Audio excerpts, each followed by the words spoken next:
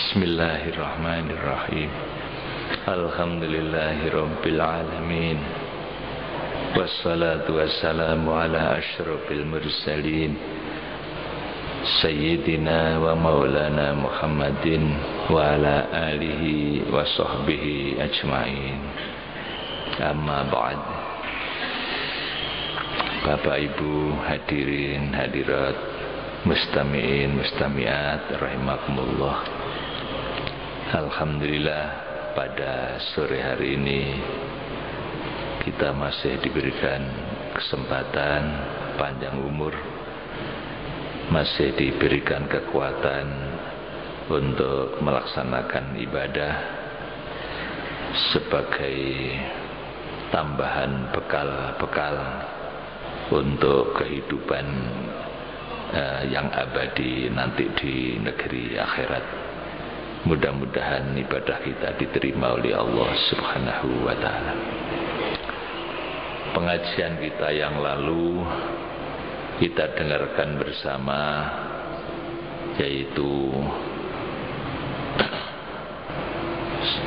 pertanyaan seorang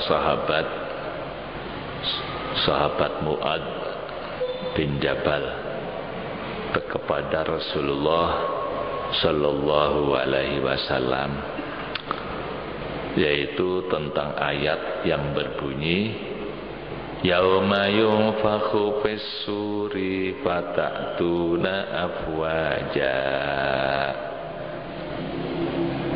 Pada hari ditiupkannya sangkakala oleh malaikat Israfil, tiupan yang kedua, di mana seluruh makhluk bangun dari kuburannya.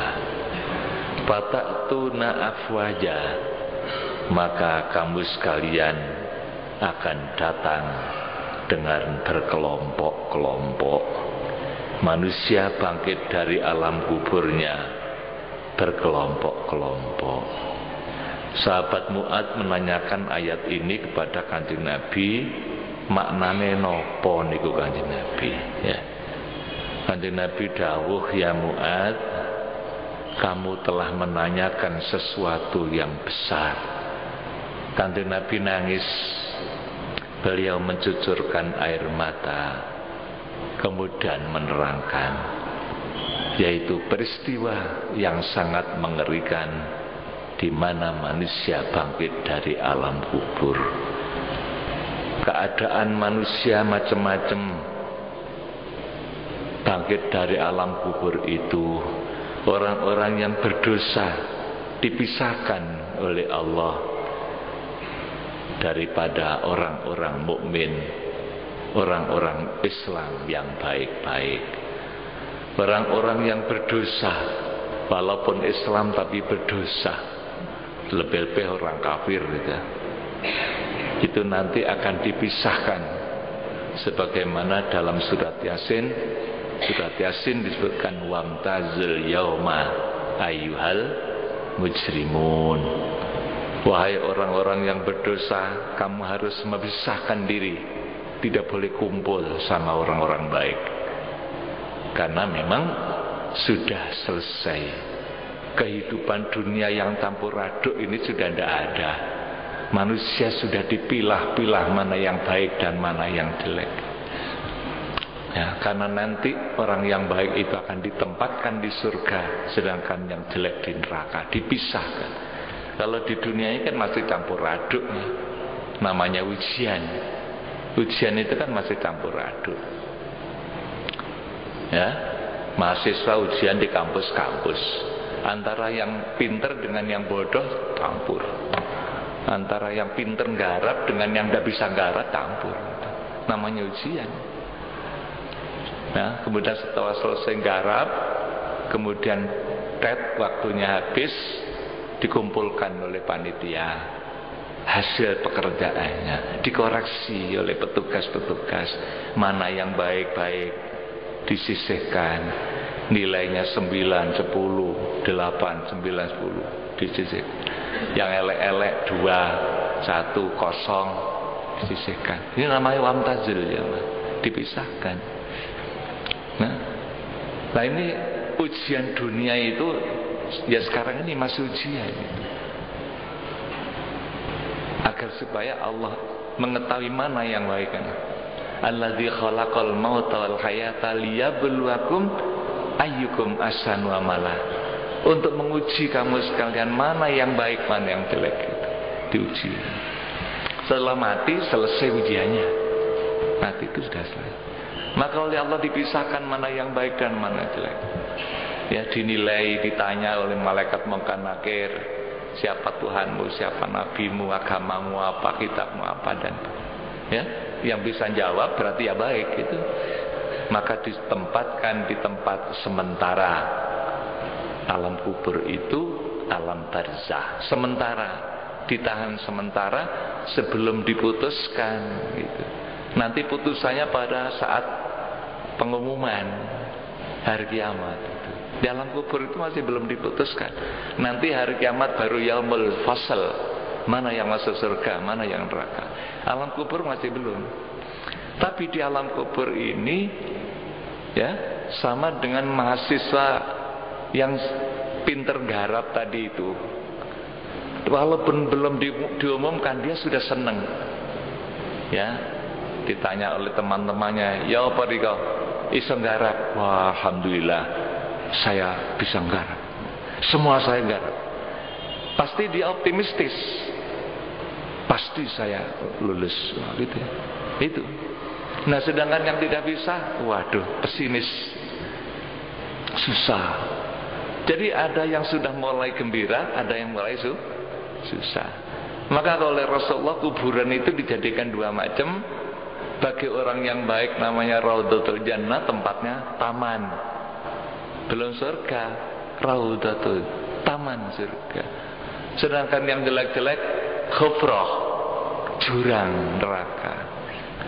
Masih belum masuk neraka betul itu, masih dikubur. Itulah. Maka keadaan manusia ketika bangkit dari alam kubur, kata Rasulullah, macam-macam.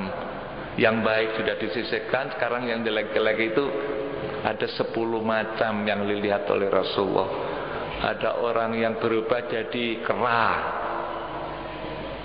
ya, yaitu orang yang tukang buat fitnah, tukang buat onar di dunia ini, bikin kacau, ya, adu domba. Ya, itu nanti jadi kera. Kemudian ada lagi yang jadi babi, ya. Jadi celeng, jadi babi itu. Orang yang suka makan barang haram. Macam-macam kemarin seperti pengajian kita kemarin 10. Ya. Ada yang jungkir, diseret kakinya oleh malaikat, wajahnya di bawah. Ya. Kemudian ada lagi yang tidak punya tangan, dia tidak punya kaki. Ada lagi yang buta matanya, tidak bisa melihat.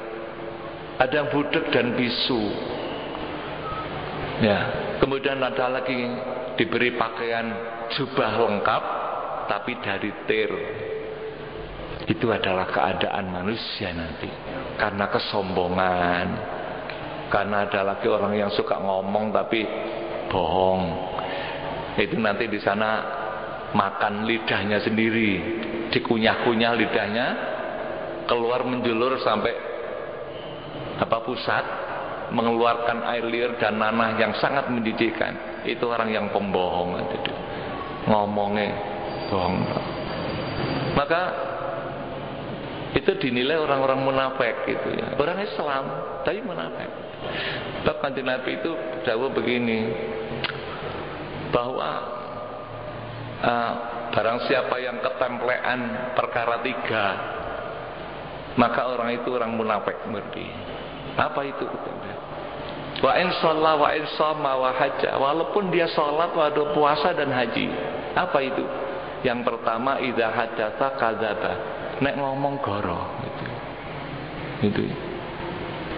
Kemudian yang kedua, idza wa'ada akhlafa. Apabila janji tidak tepat, bikin orang jengkel itu. Kemudian yang ketiga, wa idza tumina khana, diberi amanat khianat. Diberi jabatan, disuruh megang uang, dikorupsi. Itu semuanya munafik, itu munafik. Kata Rasulullah, walaupun dia sholat, ya, walaupun dia puasa, walaupun haji berkali-kali itu. Lah itu orang munafik itu padahal tempatnya di neraka yang paling bawah, kata Allah. Innal munafiqin fid darkil asfali minan nar. Orang-orang munafik itu tempatnya di neraka yang paling bawah. Ngeri itu. Maka Islam itu tidak cukup orang hanya sholat, puasa, haji, baik terhadap Allah, tapi jelek terhadap manusia, itu tidak bisa. Jadi hablum minallah, hablum minan nas itu harus sama. Apik nang Gusti Allah, kudu taat, sembahyang, puasa, haji, itu taat pada Allah. Tapi juga taat baik pada manusia. Tidak boleh seenaknya gitu. Gitu. Belpe sekarang ngebom orang seenaknya, gitu ya. Itu kan bukan perbuatan orang Islam, jelas itu. Ya, jadi membuat onar. Hablum minallah, hablum minan nas. Dua ini. Maka dengan dua ini keadaan manusia di dunia itu menjadi 4. Kalikan. Ada orang yang hablum minallah dan hablum minan nasnya sudah bagus-bagus. Ya ini alhamdulillah, itu yang diharapkan. Ya sholat, ya puasa, ya haji, ambek wong ya apik gitu. Ya, tidak suka goroh, tidak suka merugikan orang, apalagi sampai menyakiti, membunuh. Coba kata lihat TV sekarang kan kita semakin ngeri ya. Ada orang membunuh anaknya sendiri kemarin ya. Ada anak ngobong wong tuane. Ini apa-apaan itu? Perbuatan setan semuanya. Ya. Itu adalah perbuatan orang munafik itu. Jadi orang yang sudah hablum minallahnya bagus, hablum minannasnya sudah bagus. Itu yang diharapkan dalam Islam itu. Nah, kemudian yang kedua adalah orang yang baik kepada Allah tapi tidak baik kepada manusia. Hablum minallahnya bagus tapi kepada manusia tidak. Kayak tadi itu, ini munafik. Tidak boleh.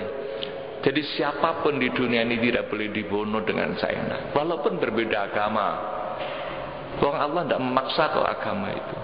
La ikraha fid din, tidak ada paksaan dalam agama itu. Qad tabayyana rusdu minal ghayy, sudah jelas mana yang benar. Ya. Kalau kamu saya ajak mau, alhamdulillah, Nabi Muhammad itu nabi yang terakhir. Kalau tidak mau ya sudah. Itu jangan dipaksa, jangan dibunuh. Anjir Nabi tidak. Kemarin Pak Kapolda memberikan ceramah seperti itu. Ya, saya juga diminta untuk berdoa. Itu begitu sih. Anjir Nabi itu dulu waktu hijrah ke Madinah, begitu hijrah ke Madinah mengumpulkan semua orang. Berbagai macam agama dikumpulkan semua. Anjir Nabi diangkat menjadi pemimpin wali kota Madinah. Orang yang agama Majusi, agama Nasrani, agama Buddha, agama Yahudi itu pun kumpulkan semua. Diajak bersatu bagaimana Madinah itu jadi aman, baik, tentram. Adapun akhirnya misalnya ada yang khianat, akhirnya ya diusir oleh Kanjeng Nabi dengan itu. Akhirnya khianat itu, orang-orang Yahudi khianat tentu itu. Sampai sekarang sudah ada, karena khianat tidak sesuai dengan kesepakatan, mereka sering melanggar itu. Tapi selama baik, tidak boleh seenaknya dibunuh. Itulah para ulama, majelis ulama sudah memutuskan bahwa NKRI, Negara Kesatuan ini sudah final. Ulama-ulama NU pun juga tahun berapa itu sudah memutuskan zaman. Ya, sudah diputuskan bahwa NKRI itu sudah final. Perjuangan bangsa Indonesia itu, marilah ini di rumah yang baik, tidak usah neko-neko macam-macam sekarang. Ada dulu itu yang berusaha ingin mendirikan negara Islam, gitu. Ada yang ingin mendirikan negara, sudah pernah dicoba. Ada yang namanya DI, ada yang TII, tapi kan kacau itu, kacau. Ya sebetulnya secara pribadi siapa sih yang tidak senang gitu? Jadi negara Islam saya kira senang, tapi kondisinya tidak memungkinkan. Itulah. Maka waktu itu oleh para ulama diputuskan bahwa waktu itu DITI itu bugot itu memberontak. Sedangkan Presiden Bung Karno waktu itu diangkat sebagai waliul amri daruri, artinya pemimpin yang sah gitu. Oleh karena sudah sah, negara ini sudah berdaulat, ada lagi ternyata yang akan mendirikan negara. Itu namanya negara di dalam negara, diperangi. Para ulama waktu itu setuju. Ini perlu saya terangkan sekarang ini supaya menjadi jelas permasalahannya. Ya, ada lagi yang di jalanan, berkauk-kauk di jalanan. Itu mestinya masuk saja, silakan masuk, kemudian membuat partai yang bagus, disetujui oleh seluruh bangsa Indonesia, menang misalnya itu pada waktu pemilu menang, kemudian menjadi partai yang paling besar, partai Islam. Seluruh 90% umat Islam Indonesia setuju, monggo. Itu ya. Itu masalah politik ya, malah ngaji politik ini. Kemudian yang ketiga adalah orang yang baik kepada manusia, hablum minan nasnya baik, tapi gak sembahyang gitu. Ini celaka juga itu. Jadi hablum minan nas itu wajib gitu ya. Ya. Orang tidak cukup hanya baik dengan Allah. Allah tidak senang gitu ya. Karena Allah sudah membuat aturan seperti itu. Jadi Allah mengharapkan supaya manusia itu baik kepada Allah, ya taat sembahyang, salat, puasa, haji, zakat, tapi ya baik kepada manusia. Ada orang yang ngaku baik kepada Allah tapi tidak baik pada manusia. Allah tidak suka gitu. Gitu. Berarti hablum minan nas ini. Nah, lebih-lebih ada orang yang baik kepada manusia, baik gak sembahyang. Itu juga tidak benar gitu. Nah, lebih celaka lagi yang keempat, wis gak api yang Gusti Allah, gak sembahyang, nyolongan gitu. Wah, ini tambah tak karu-karun itu, ya. Manusia yang paling celaka itu. Ya. Jadi Islam menginginkan orang itu baik semuanya, baik pada Allah, baik kepada manusia. Jadi alam ini tentram, baik, rukun, damai. Masalah agama monggo. Ya. Andai kata Allah menghendaki seluruh manusia di dunia ini beriman Islam, bisa, tapi Allah tidak menghendaki. Walau syaa rabbuka la'amana man fil ardi kullum jami. Andai kata Allah menghendaki seluruh manusia di dunia ini iman, tapi Allah tidak menghendaki, ya sudah. Jadi tidak ada paksaan itu. Jadi Islam itu disampaikan oleh Kanjeng Nabi, Allah lewat Kanjeng Nabi disampaikan aja. Pilihan iki lho sing apik sing bener pilihin, milih sing elek. Ya wes, gitu ya. Jadi bil takhir bukan bil ikrah. Memilih bukan paksaan. Lanjut lagi paksa itu. Sayyidina Umar waktu menguasai kerajaan Mesir. Mesir itu dikuasai menjadi negara Islam. Tapi orang-orang yang beragama lain oleh Sayyidina Umar dibiarkan. Tidak dipaksa. Begitulah akhlak daripada Islam itu begitu. Maka Kanjeng Nabi menyampaikan informasi tentang keadaan hari kiamat yang sangat mengerikan seperti itu. Itu karena ulah manusia waktu di dunia ini ya, ada 10 macam itu. Ya, ada tadi itu ada yang ya berubah menjadi babi ala suratil khanazir, yaitu orang yang suka makan barang haram dan pekerjaannya pun juga haram, itu nanti jadi babi, tukang mencuri, mengambil suap, arrosa, ya, kemudian tukang motong, ya semacam-macam lah sekarang ini modelnya kan, korupsi itu semua, itu nanti di sana jadi babi. Kemudian ada orang yang buta matanya, ya, itu adalah orang yang nyeleweng tentang hukum. Ada yang bisu tuli, ya, yaitu orang yang ujub, membanggakan dirinya, ya. orang yang membanggakan dirinya, membanggakan amalnya. Kemudian ada lagi, yaitu orang-orang yang memakan lidahnya sendiri, yaitu orang-orang pembohong tadi itu. Walaupun ulama itu. Katakan Nabi itu al ulama wal qasas, mek cerita pinter ceritane, pinter dongenge, pinter ceramahe, tapi gak bener itu. Itulah maka pernah Sayyidina Ali itu ketika jadi khalifah pergi ke Irak, kemudian masuk ke sebuah masjid di Basrah, masjid jamek seperti ini, masjid agungnya Basrah. Kemudian Sayyidina Ali masuk ke dalam masjid itu, banyak kelompok-kelompok pengajian, tapi isinya cerita-cerita gitu, qasas, cerita-cerita, banyak kebohongan, ya. Kemudian oleh Sayyidina Ali suruh pergi, leren, kalehan, ya. Kemudian ada lagi seorang pemuda, yaitu Sayyid Hasan Basri. Ini masih keturunan Rasulullah, ngaji gitu loh. Boleh Sayyidina Ali ditanya, ya Fata, hai pemuda, ya,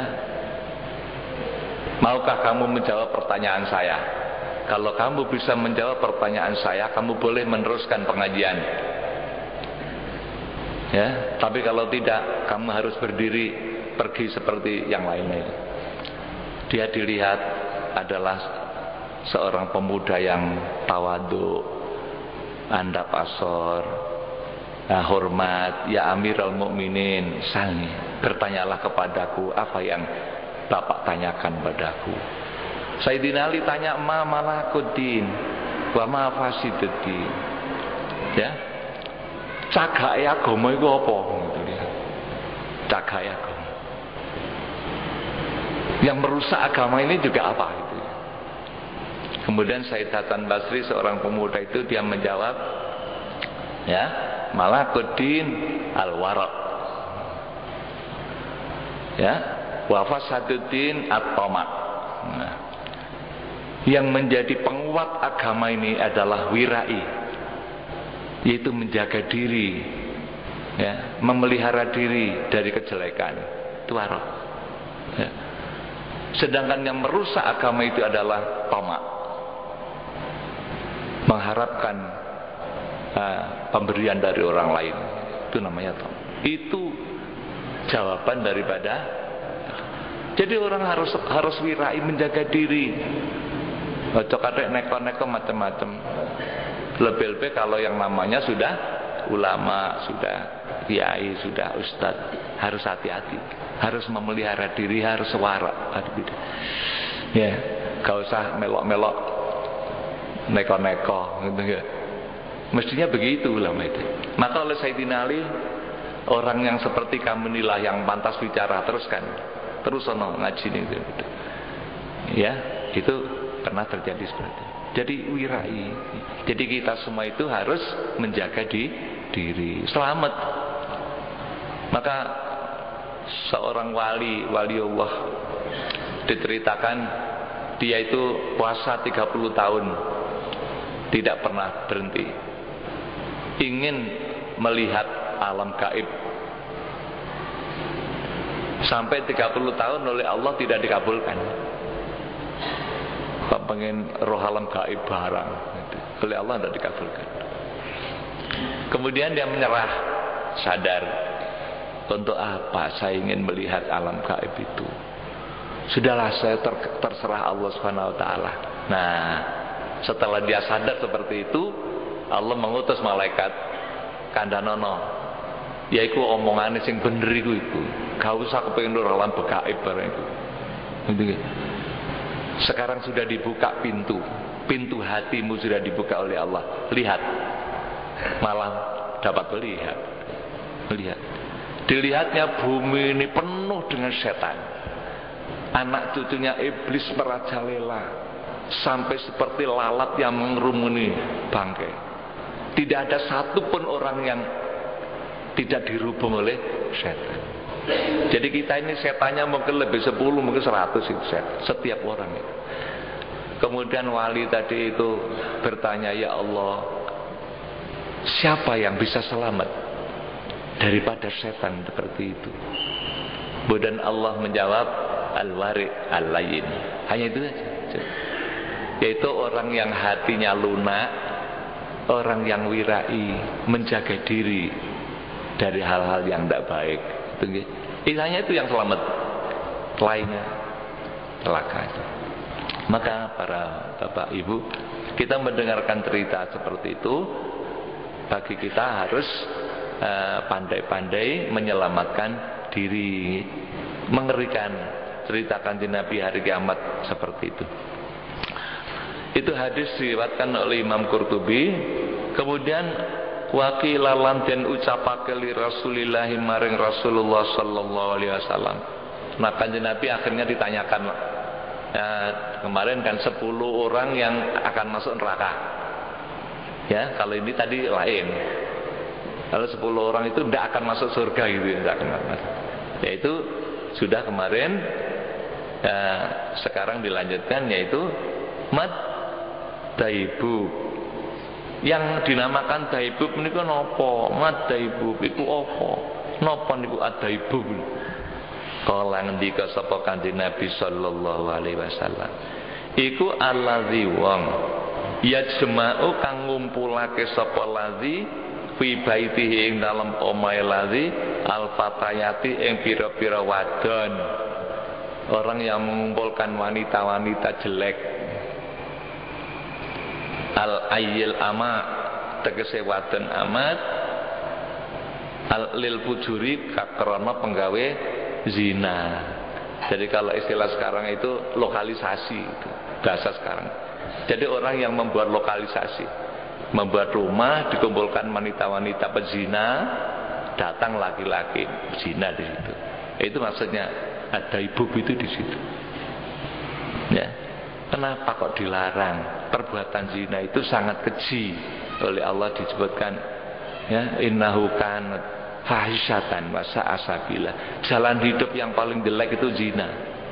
Itu oleh Allah dinyatakan larangan jelas. Karena merusak tatanan, merusak kemuliaan manusia. Manusia itu kan makhluk yang paling mulia itu, maka keturunannya harus barang-barang mulia yang mulia. Tidak boleh campur aduk. Bapaknya api, anaknya api, terus saputune api kabeh. Bareng teka anaknya elek. Karena apa? Zina tadi itu. Maka rusak itu. Sekarang ini banyak anak yang tidak punya bapak tuh. Nek ibu duwe, wong lahir karo ibuke, tapi bapaknya sing gak tuh. Bapakmu siapa? Mboten ada. Kan banyak begitu. Itu anaknya anak setan. Jadi perzinaan itu melahirkan anak setan. Ya, anak setan. Wujudnya manusia lahirnya, tapi hatinya setan. Inilah manusia minal jinnati wan nas itu di dunia sudah semakin banyak karena perbuatan zina tadi. Ini Jawa Timur kemarin oleh Pak Gubernur sudah ditutup seluruhnya. Ini kita gembira ya, alhamdulillah. Lokalisasi ditutup semuanya Jawa Timur. Ya, alhamdulillah. Kalau Malang ini sudah cukup lama ya, alhamdulillah. Ya, dulu ada apa namanya? Ada yang mau upaya-upaya dikembalikan, ngamuk ulama-ulama dikembalikan. Ya, ini daibub namanya. Jadi daibub itu kalau bahasa sekarang lokalisasi. Ya, kalau ngendika sapa Kanjeng Nabi, ya ayat zina tegese penggawe zina. Ai wa huwa tegese utai wong. Ya, iku al-jami'u wong kang ngumpulake bainar rijali wa nisa'i antarane pira-pira lanang lan wong wadon untuk berbuat zina, bayar gitu ya. Ya mungkin sampai sekarang juga masih ada di mana-mana itu. Ya. Wakila lan den ucapake li Rasulillah sallallahu alaihi wasallam, "Mad dayus." Sekarang yang ditanyakan lagi, dayus niku napa? Kalau tadi daibub, sekarang dayus. Dayus, apa dayus itu ya Rasul? Kala ngendika sapa Kanjeng Nabi sallallahu alaihi wasallam, iku allazi wong laya gharu kang ora panas baran. Apa panas baran? Cemburu. Wong sing ora duwe cemburu, laya gharu. Ala ahlihi ing atase bojone. Berarti tidak punya cemburu. Istrinya dibawa orang, tidak punya cemburu. Ya.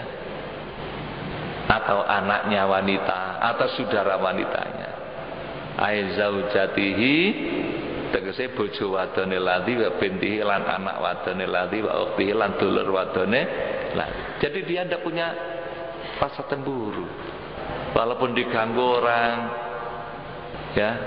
Alasannya apa? Lombole cek woto ae. Itu alasannya. Itu namanya orang keplek, ya.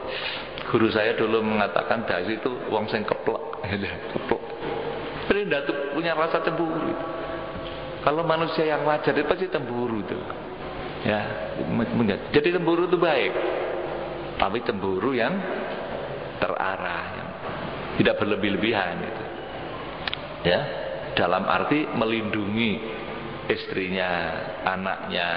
Belum sekarang ini anak wanita belum nikah, belum apa, habis digondol rono-rono. Boleh. Ini namanya orang tuanya juga tidak punya cemburu. Ya dayus tadi itu. Ini mestinya harus khawatir, belum turun nikah kok wis rono-rono digorok ngalor ngidul gitu. Sampai bapak-bapak itu kalau mau haji, anaknya sudah punya kenalan, itu khawatir gitu loh. Wis dinikahkan wae. Itu maksudnya untuk keamanan gitu ya. Silakan. Itu kalau sudah nikah kan sudah tidak masalah, itu sudah halal. Nah ini, ya, ad-daibub itu, ad-dayus itu adalah orang yang tidak punya cemburu. Alladzi la yaghad, ya la yagharu ala ahli. Wa qila lan den ucapake, lan ditanyakan lagi li Rasulillah sallallahu alaihi wasallam. Ma sahibul artabah. Iku apa utai wong kang aran sahibul artabah. Sahibul artabah itu siapa ya Rasul? Kala ngendika Kanjeng Nabi sallallahu alaihi wasallam, iku alladzi wong yadribu kang mukul sapa wong pitabli kelawan kendang. Orang yang memukul kendang, nabuh kendang. Ya. Wa huwa utawi tabli iku alqubatul kabira, kendang kang gede. Orang yang mukul kendang besar itu juga tidak bisa masuk surga katanya. Wa qila lan den ucapake li Rasulillah, ditanya lagi, mas sahibul kubah. Sekarang sahibul kubah itu apa? Kala Kanjeng Nabi sallallahu alaihi wasallam, iku alladzi wong yadribu kang mukul sapa lati at-tumbura ing kendang cilik. Ya, kendang. Kalau tadi itu kendang besar, ini kendang kecil. Jadi orang yang nabuh kendang itu kan tidak bisa masuk surga. Itu kenapa itu? Bidometa dengan dibaca domah toknya tumbur. Wahwa at-tablus shaghir, yaitu kendang kang cilik. Apa itu sebabnya kok dilarang? Mungkin ini adalah alat-alat musik yang menyebabkan orang lupa kepada Allah. Karena suara-suara alat-alat musik itu kan suara setan. Itu ada hadisnya, itu suara setan. Setan itu diperintah oleh Allah untuk suruh memanggil-manggil manusia. Ayo. Itu ujian. Jadi ujiannya manusia itu macam-macam. Ya termasuk. Lah kalau sudah seperti itu lali sembayange, lali ngajine itu. Maka ulama-ulama sufi itu lebih hati-hati gitu, lebih hati. Kalau syariat barangkali dapat hati-hati syariat. Gitu. Kalau hadisnya kau nak boleh gitu ya, itu syariat. Tapi kalau tarekah para wali hati-hati gitu, hati-hati. Bahkan orang yang terlalu senang-senang mendengarkan suara-suara yang enak di dunia, nanti tidak senang-senang mendengarkan suara di surga. Ada itu hadisnya itu. Tidak bisa mendengarkan suara enak di surga karena terlalu senang-senang di dunia ini. maka malahi. Mungkin timbul pertanyaan lagi, beduk itu kan mbae kendang Pak itu. Nah ini mungkin para wali itu juga membuat beduk itu ada maknanya, karena itu untuk justru mengundang orang sholat, kan gitu. Jadi maksud maqasidus syariah itu diperhatikan, tujuannya untuk apa? Ini beduk, Pak Haji Faisal dibuatkan beduk besar gitu, ya, itu kan mengundang orang sholat itu. Lah kalau ini barangkali lain gitu ya, jadi menyebabkan orang lupa sholat itu, gitu ya. Jadi sahibul kubah, sahibul artobah. Kalau artobah itu yang besar, kalau kubah itu yang kecil. Ya, alladzi yadribut tumbur gitu ya. Bahkan ada yang alasan, nah, kalau dengan alat-alat musik itu kan malah bisa untuk dakwah gitu ya. Monggo saja. Tapi dilihat saja hasilnya gitu ya. Iku sing menang musiknya apa dakwah gitu. Gitu ya. Ya didengar kadang-kadang. Didengar tapi mari ngono mulai sing dirungokno lagune tok gitu ya. Bukan isinya. Bukan liriknya itu kan, tapi lagunya itu. Itulah ya. Ya silakan aja. Tapi itu tingkatannya bukan tingkatan yang tinggi. Dakwah tapi dengan cara yang seperti itu. Wakila li Rasulillah wallahu alam bisawab. Begitu tambahan pengajian, mudah-mudahan ada guna dan manfaatnya. Allahumma shalli ala Muhammad. Maulaya sholli wa sallim daiman abada ala khalqi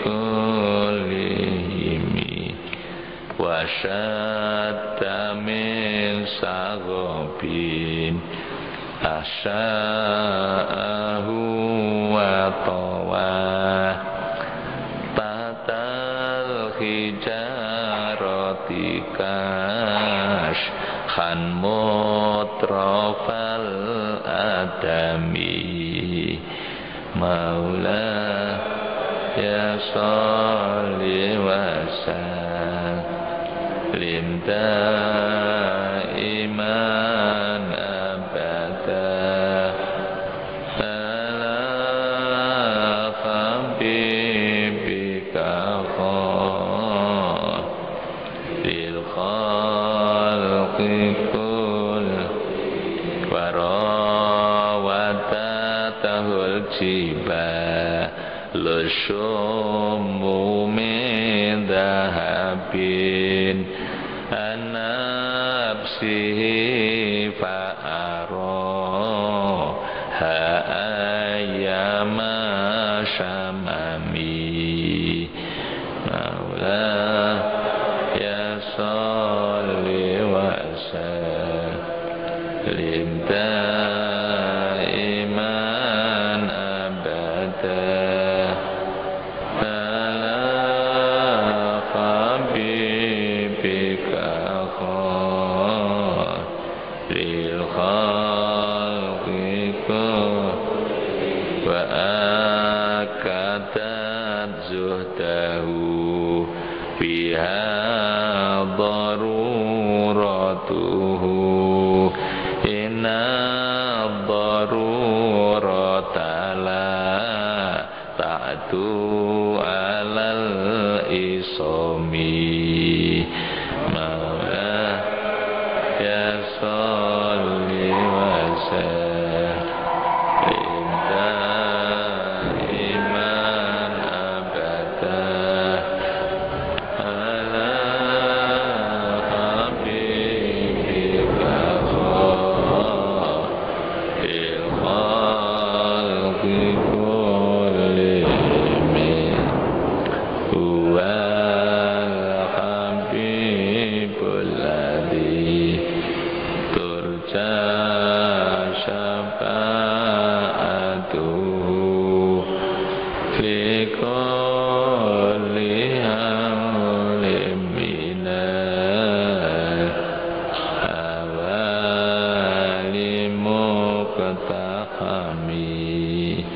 Ya Rabbi bil Mustafa baligh maqasidana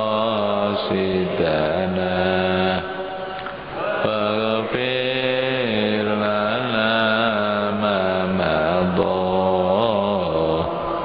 ya wasi'al karam.